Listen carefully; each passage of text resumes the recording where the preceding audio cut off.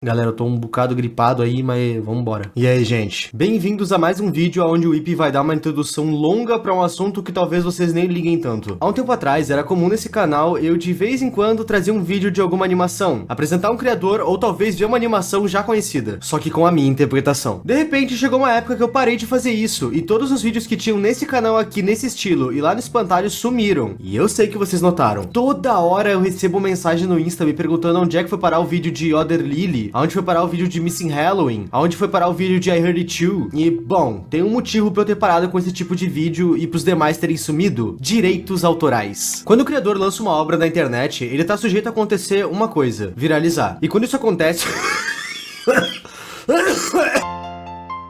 E quando isso acontece, é muito comum que um serviço de streaming compre os direitos do projeto para colocar ele no seu catálogo. Isso aconteceu com Digital Circus e com Contrafilé. Um foi pra Netflix e o outro pro Prime Video. E, bom, às vezes os contratos são legais. Tipo, a gente vai ter o teu projeto no nosso catálogo, mas a exibição dele por terceiros tá liberada. E é por isso que os meus vídeos de ambos os assuntos não caíram. E nem o de ninguém. Mas tem contratos que pedem exclusividade. Reprodução única no canal do criador e no serviço de streaming. E foi exatamente isso que aconteceu com a animação Pleasant In. Inclusive, conselho aí a mim, tira esse vídeo do ar antes que ele seja removido. Eu tomei um strike aplicado diretamente pelo criador da animação, o que foi bem paia. Mas relaxem, eu consegui me resolver com o dono da animação no off, ele já tirou o strike e tá tudo certo. E, gente, não ataquem ele, beleza? Ele é um animador e precisa de oportunidades. Colocar o seu trabalho num catálogo de streaming ajuda muito ele, e eu tenho certeza que esse strike não veio dele, veio do contrato. E por eu também ser um criador indie procurando oportunidades, eu entendo ele. Ele foi muito respeitoso e removeu o strike sem problema nenhum.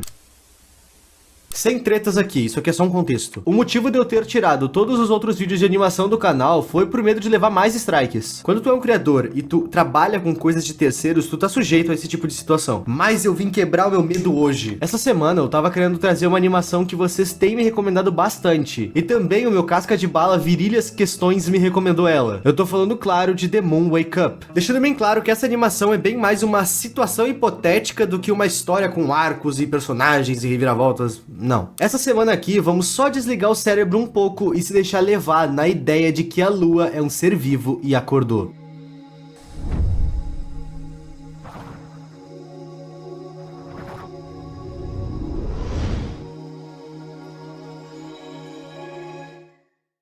Loja do canal. As estampas novas vão ser vendidas somente até o dia 10 deste mês. Corre! Pera aí, o que é aquilo ali que tá vindo ali? É uma recomendação? A cada eclipse solar que o nosso sistema solar tem, o editor aqui do canal, Laximite, consegue terminar de fazer um vídeo pro canal dele. E é sempre os longa-metragem muito bem produzidos e com várias participações especiais. Depois desse vídeo aqui, dá uma passada no vídeo novo dele que ele lançou, eu prometo que vale a pena. Agora sim, vamos pro vídeo.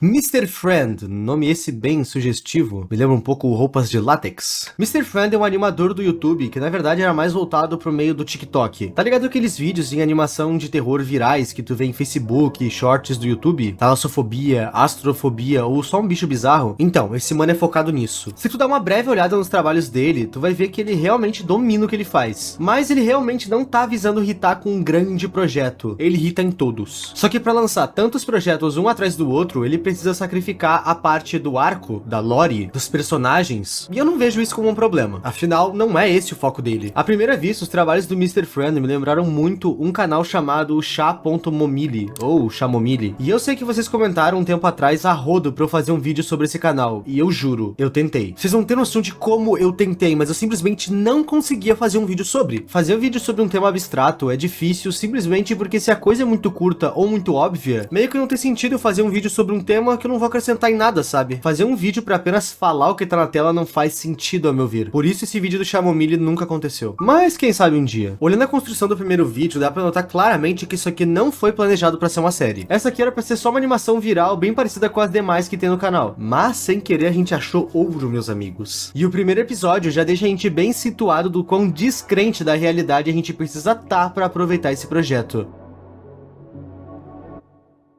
Eu já vi histórias que retratam uma realidade onde a humanidade descobriu que a Lua é um ser vivo. Desde HP Lovecraft até mesmo Zelda. E é engraçado que colocar um rosto bizarro na Lua já deixa a parada assustadora, por mais não assustador que isso possa soar. E é exatamente isso que acontece nessa história. Pensa na seguinte situação. Tu é um astronauta a bordo da tua nave numa missão. E enquanto em órbita, tu enxerga a luz, o espaço iluminado pelo sol. Olha que poético. Ai, senti teu... Até que de repente tu e o teu parceiro a bordo notam uma coisa estranha. A Lua se move de forma anormal. E não só isso, ela tem o que parece ser olhos e uma boca. Ok, a Lua esse tempo inteiro então era uma criatura disfarçada de satélite natural. Os dois astronautas estão fudidos. Mas diferente do esperado, a Lua, apesar de ter visto os dois, ela apenas ignora eles e passa reto pela nave, que, curiosamente, é a Apollo 11. Ou seja, esses dois estavam indo pisar na Lua pela primeira vez. Ou pode ser que seja um voo de rotina. Vocês já vão entender o porquê essa suposição. E antes que perguntem, sim, essa animação se passa em 1969. 69. Nice. Com o movimento da Lua, deslocamento no espaço, campo gravitacional, sei lá. Eu não sei explicar exatamente o que aconteceu. Eu só sei que esse movimento brusco que a Lua fez com que a nave dos astronautas colapsasse, num nível que ambos os astronautas foram ejetados à deriva.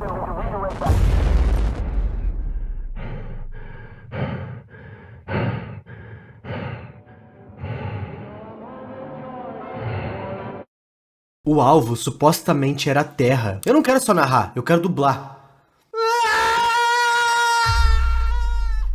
A Lua de fato acordou. Isso não é um devaneio. E olhando para o horizonte da Via Láctea, nós vemos que mais planetas estão vivos. E ok? Curioso. Vamos ver o que mais essa série nos aguarda. No segundo episódio dessa série, a gente começa o episódio nos olhos de um civil.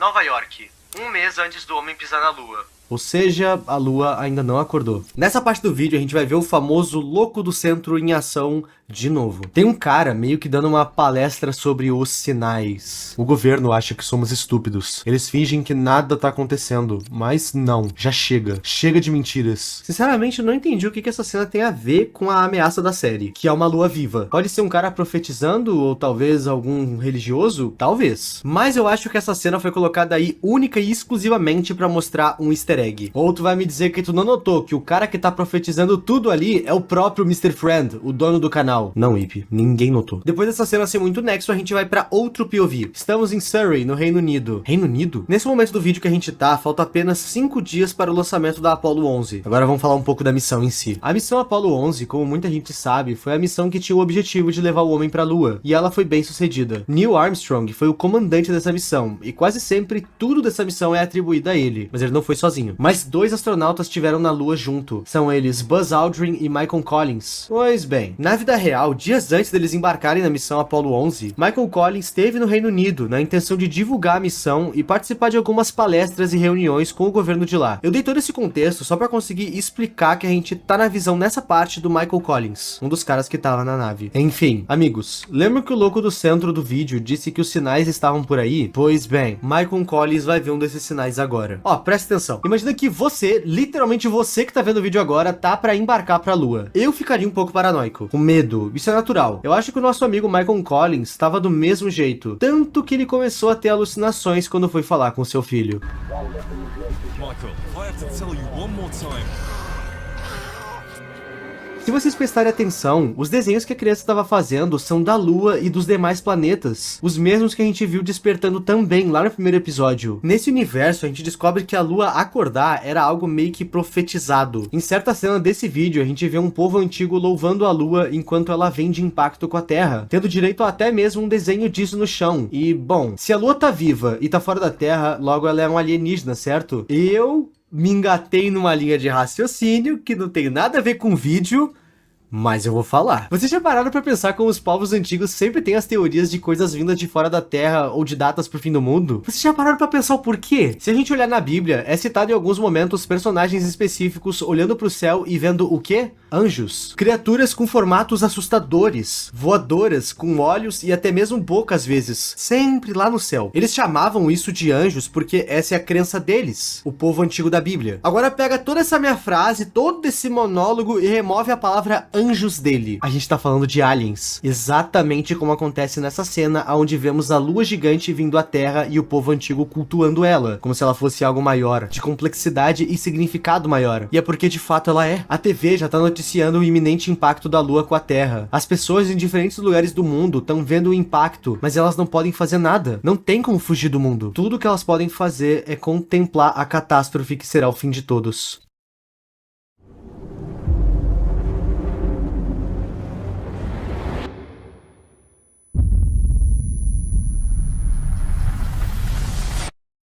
A Lua colidiu com a Terra. Na vida real, a colisão da Lua com a Terra iria extinguir a vida no globo de duas formas diferentes. A extinção da vida não era só a vida humana, era toda a vida. A colisão da Lua com a Terra iria ocasionar a morte de toda a vida pelo seguinte motivo: Terra, Lua. Com o impacto da Lua na Terra, ela iria se quebrar em diferentes pedaços, e parte desses pedaços iria ser jogado para fora, da Terra. Parte dessa quebradiça faria com que a Terra criasse anéis, igual Saturno. E outra parte dessa Lua quebrada iria se juntar com o próprio coisas que voaram do planeta Terra pra... Truveja, relampia... A outra parte dessa quebradiça iria se juntar com outros destroços da Terra e iriam criar uma camada grossa de fumaça em volta do planeta. Ou seja, o Sol não ia mais entrar. Logo, a Terra iria literalmente virar uma bola de gelo. Mas no universo dessa história que a gente tá vendo, como era de se esperar, não foi isso que aconteceu. A Terra se tornou um lugar bem difícil de se viver, mas a humanidade tá tentando dar um jeito há 5 anos. Sim, nessa cena a gente tem um skip de 5 anos. Aproximadamente 3,2 bilhões de pessoas perderam suas vidas nessa catástrofe. E quase todos os mares secaram. A luz do sol não existe mais, mas por algum motivo a Terra não congelou. Talvez não tenha congelado ainda. Querendo ou não, 5 anos é muito pouco tempo, levando em consideração a magnitude do acontecimento. Ok, antes da gente ir pro último vídeo da série, tem algumas coisas que eu preciso citar. Se lembra que na primeira parte a gente viu que não era só a lua que havia acordado? Então, se lembra dos desenhos do menino no flashback? Talvez o rosto do garoto tá daquele jeito, todo bizarro, fosse a única alucinação daquela cena, mas os desenhos não eram. Isso porque os pesquisadores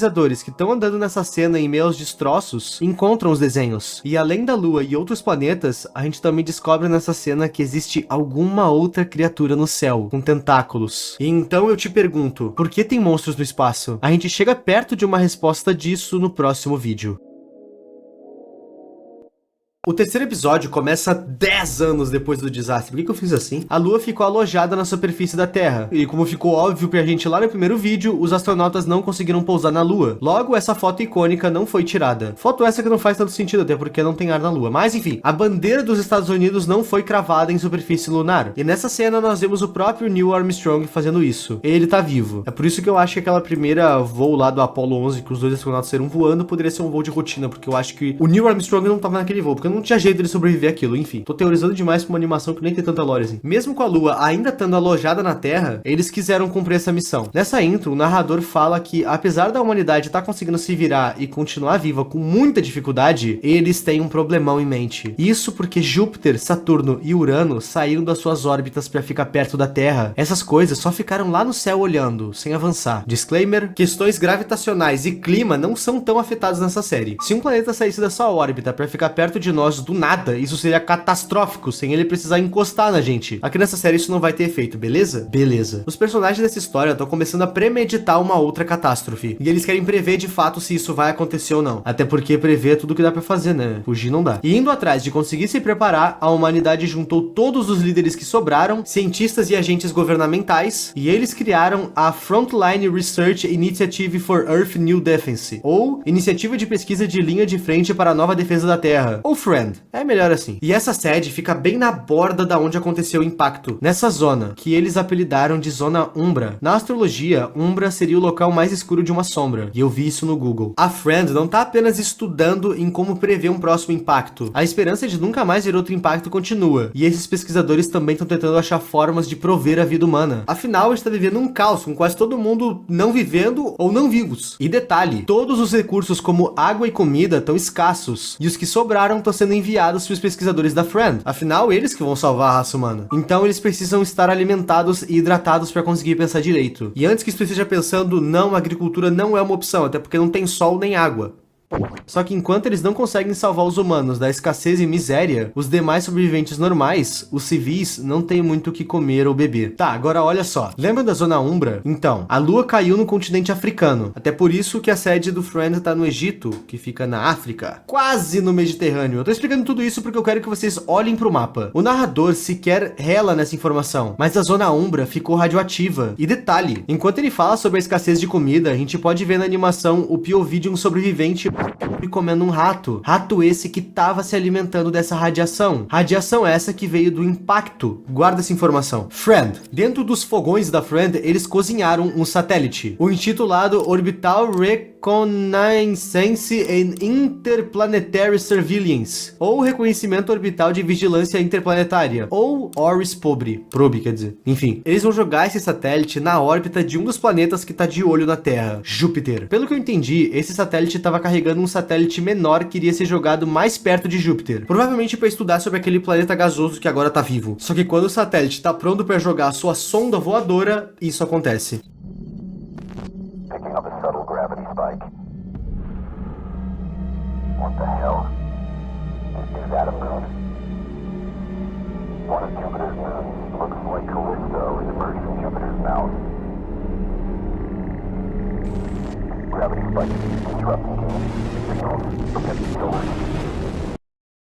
Como todos os planetas do sistema solar, Júpiter também tem as suas estrelas. E, bom, ele engoliu as suas luas. E jogou uma delas contra o satélite agora, praticamente como meio de defesa. O que é suspeito. Parece que Júpiter sabia os planos daquele satélite. É como se, além de acordar, os planetas e as luas agora têm consciência. Um outro satélite Oris havia sido jogado sobre Saturno. E ele capturou o mesmo fenômeno, onde Saturno também jogou uma das suas estrelas contra o satélite. No total, a gente tinha 12 satélites Oris, feitos todos com o mesmo intuito, estudar os planetas vivos, mas todos foram destruídos um por um pelas luas. Esses planetas não estão se aproximando da Terra. E talvez tu esteja se perguntando o porquê que a gente não tentou mandar um satélite pro terceiro planeta que apareceu no fim do primeiro vídeo. Vou explicar o porquê. Esse terceiro planeta é Uranus. E Uranus é outro planeta gasoso, rico em hidrogênio e metano. E, bom, ambos os gases são extremamente inflamáveis. Porém, para conseguir inflamar esses gases é necessário uma coisa que Urano não tem: oxigênio.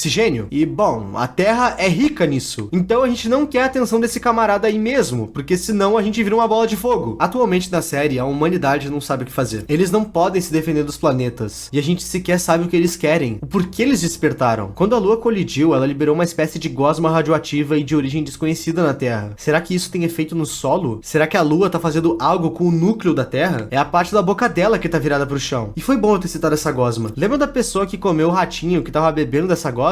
Bom, os pesquisadores encontraram ela. E ela não tá no melhor dos estados, definitivamente.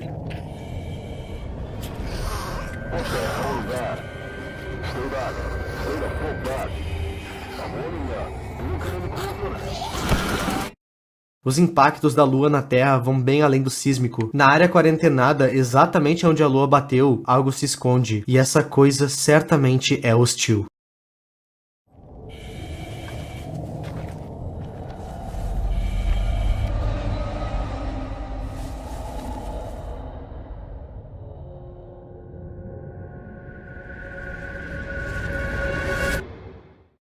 Eu gostei como essa série escalona pra caramba nos seus tópicos, mas ficou claro com o andar da série que a primeira parte era pra ser só um vídeo viral e é isso. E agora o criador tá tentando pôr uma lore. A gente pode dizer que aquela cena onde o filho do astronauta tá com um rosto estranho não era uma alucinação como eu havia teorizado. Exatamente como os desenhos da criança, o rosto dele era um presságio que o pai astronauta teve. E eu tô curioso, mas confuso. Os planetas estão infectados, por isso eles criaram esses rostos e consciências? Essa infecção então também pega em humanos. E outra, por que Saturno, Júpiter e Uranus estão vigiando a Terra? Eu acho que essas são respostas que a gente não vai ter nem quando saírem novas partes da série. Mr. Friends é um canal de muitos projetos e eu dificilmente vejo ele focando em um pra dar um fim. Seria legal fazer isso com The Moon Wake Up, mas ele vai ter que suar muito a camisa pra conseguir ligar todos os pontos que ele abriu. Desde o que tá acontecendo com os planetas, o que eles querem e o que é esse vírus. O que é aquela criatura gigante que o menino desenhou e, claro, o que é essa última criatura. E se vocês quiserem uma outra parte disso explicando tudo isso, comenta. Já aproveita e me dá uma ideia de vídeo. Eu tô ficando bem escasso e isso tá me dando medo, inclusive. Se inscreve e até semana que vem. Muito obrigado aos membros e a tu que tá vendo esse vídeo até aqui. O meu nome é Ipe e tchau.